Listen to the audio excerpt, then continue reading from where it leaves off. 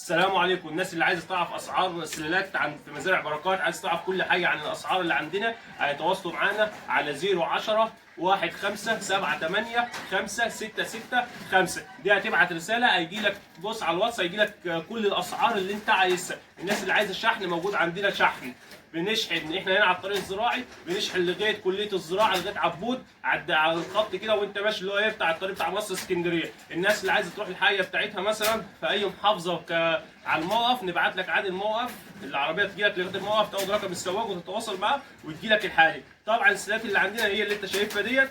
عندنا هنا اهوت بسم الله ما شاء الله السيرفر، عندنا البلجيكي، عندنا بابيون بكل انواعه، عندنا شنشيلا، عندنا دوتش، عندنا ابيض بكل مسمياته، عندنا هنا الشوكولاته. طبعا كل ده صفه واحده، عشان الناس اللي بتتكلم بتقول لك عايزين الوان، عايزين مش عارف ايه، عايزين مسميات كذا. كل الارانب اللي عندنا دي صفه واحده في الرضاعه والمناعه والخصوبه وتحويل اللحم رقم واحد. طبعا ما تنسوناش في الاشتراك واللايك عشان القناه تكبر بيكم يا جماعه. انتوا بعد فضل ربنا سبحانه وتعالى انتوا اللي هتكبروا القناه. واللي ما يعرفنيش، انا اخوكم عبد الفتاح عوض بركات، والسلام عليكم ورحمه الله وبركاته.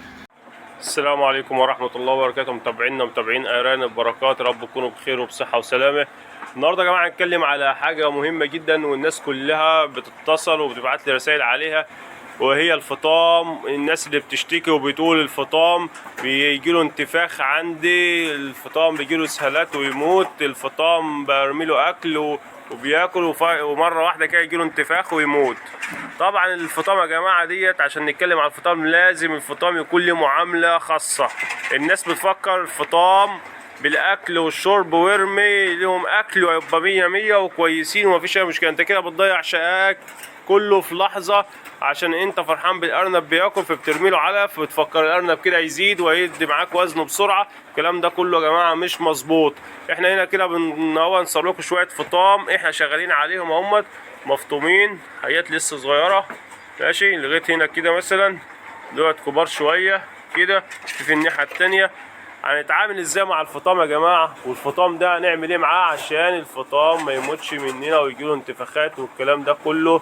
الكلام ده كله سهل يا جماعة. انت عمايل بس عليك لما تيجي تفطم يا جماعة، معلش يعني الناس اللي بتيجي تفطم، انت بتفطم على كام؟ على 35 يوم. بلاش فطمان بدري اللي هو على 25 يوم واللي هو على 30 يوم، عشان انت بتلقح الام على طول بعد الولاده. لا، الام لقحها بعد الولاده ب 10 ايام عشان تفطم على 35. تفطم هنا بقى ارنب محترم، هتفطم ارنب كيلو وفوق الكيلو ان شاء الله على عمر كام؟ 35 يوم. هيكون حتى المعده بتاعته يا جماعه اللي هي معدته هتكون كوموليت عنده، لكن انت بتفطم حاجات 25 يوم المعده ما بتبقاش كوموليت. فانت عشان المعده بتكمل بعد 30 يوم، لما عمره 35 يوم بيكون معدته كملت. طيب المعده عندنا كملت والدنيا حلوه، والارنب بنرمي له اكل برضه بينتفخ. طب نعمل معاه ايه؟ الارنب يا جماعه مش بكتر الاكل، عشان الناس تبقى بس فاهمه واخده بالها من الحته دي. الارنب يا جماعه ليه جهاز هضمي، لو رميت له اكل بزياده الجهاز الهضمي اللي عنده ده بيضرب، ما بيعرفش يهضم، بيبتدي ينزل زبل على الفاضي. يحصل ايه مع الارنب؟ الارنب الجهاز الهضمي لما بيقف او بترمي له علف كتير ما بيعرفش يهضم، بينزل كل دي كلام، كل دي طبعا زبل، فبيقوم هنا ما بيطلعش العناصر اللي هي فيها الغذاء اللي موجوده في العلف، زي البروتين والكالسيوم والحاجات اللي احنا عارفينها دي كلها. ليه؟ لانك انت بترمي له اكل بالزياده، بياكل وينزل على طول، مفيش وقت، ياكل وينزله على هيئه براز، على هيئه الزبل بتاعه. فاحنا هنا لازم نرمي للارنب كميه علف محدوده يا جماعه، كميه علف بسيطه عشان الارنب يعرف يهضمها، الارنب يعرف ياخد كل الفوائد اللي فيها، الجهاز الهضمي بتاعه ما يبصي وما يضربش بمعنى الكلام. ليه؟ لانك انت ما رميتلهوش علف بالزياده، بترمي له علف على جده، بياخدهم يقدر يشتغل عليهم، يقدر يهضمهم، يقدر يطلع كل العناصر الغذائيه اللي موجوده في الكلام ده. فبيقوم هنا يستفاد بايه؟ بيستفاد طبعا بكل الغذاء اللي في العلف. لكن انا رميت له علف كتير بياكلهم وينزلهم على هيئه زبل وشكرا على كده، ما بيستفادش باي حاجه.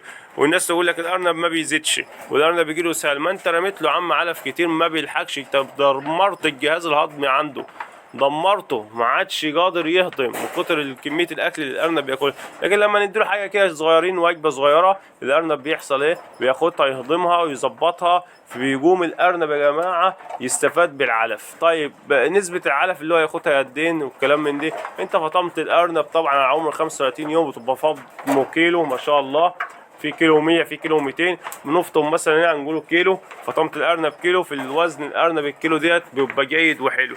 نرمي له قدين؟ هنرمي له يا جماعه اول اسبوع 50 جرام علف يوميا.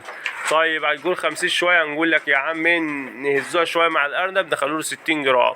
اكتر من 60 جرام ما ينفعش تزود جرام واحد، اكتر من 60 جرام. لو الارنب وزنه كيلو وحلو معاك يبقى 60 جرام. هنديله 30 الصبح و30 اخر النهار. يقوم الارنب ياكل ال 60 جرام علف يوميا، هيقدر يهضم العلف دي ويقدر يطلع كل العناصر اللي فيه. مش هتلاقي حاجه بقى اسمها انتفاخ، حاجه اسمها اسهال، الكلام ده كله. ليه؟ لان انا بديله الكميه اللي هي المظبوطه اللي الجهاز الهضمي يقدر يهضمها.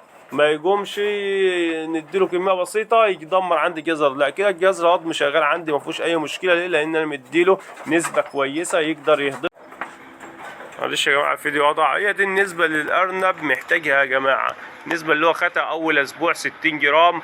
بعد الاسبوع الثاني بقى بنبتدي بقى نزود للارنب واحده واحده. يعني مثلا 70 جرام دول نخليهم ايه ثاني اسبوع 80 جرام مثلا، 40 و40 للارنب ثاني اسبوع، 40 الصبح جرام و40 اخر ايه النهار.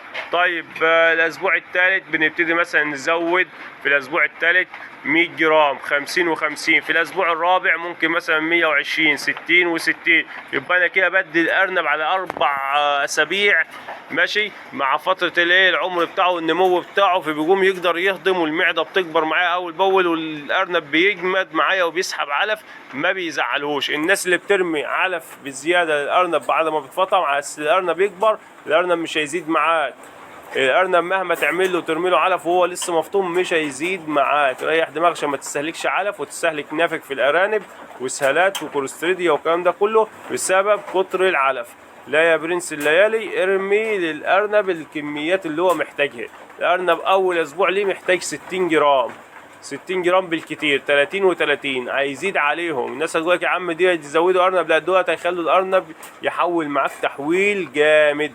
اللي هم ال 60 جرام اللي انت مستهزي بيهم ديت اول اسبوع. تاني اسبوع ال 80 زي ما احنا قلنا، تالت اسبوع ال 100، رابع اسبوع ال 120. هتشوف ارنب محترم معاك. ما تنساش على العمر ال 50 يوم تحصن الارنب، تديله ايفوماك نص سنتي ايفوماك او اقل من نص سنتي بشرطه ايفوماك على عمر ال 50 يوم قبل ما يتباع مثلا ب 10 ايام. يكون نسبة السحب اتسحبت من جسم الأرنب الأيفوماك، وفي نفس الوقت الأيفوماك هيموت الديدان والكلام ده، يخلي الأرنب يحول معاك. على 60 يوم تفطم أرنب 2 كيلو محترم. لو أنت السلالة عندك على قد إيه سلالة كويسة ماشي حية سوبر، هتديك إن شاء الله أكتر من 2 كيلو. دي بس حبيت اوصل المعلومه دي للناس اللي هي بتسن على طول دايما الارنب انتفاخات واسهالات، والارنب هي دي الوجبه الاساسيه بتاعت الارنب بعد الفطار. زي ما انا قلت يطلع وزنه كيلو يتحط له كذا كذا كذا لغايه ال 60 يوم. والسلام عليكم ورحمه الله وبركاته. ما تنسوش يا جماعه في المتابعه للقناه واللايك فضلا منكم وليس امر. السلام عليكم.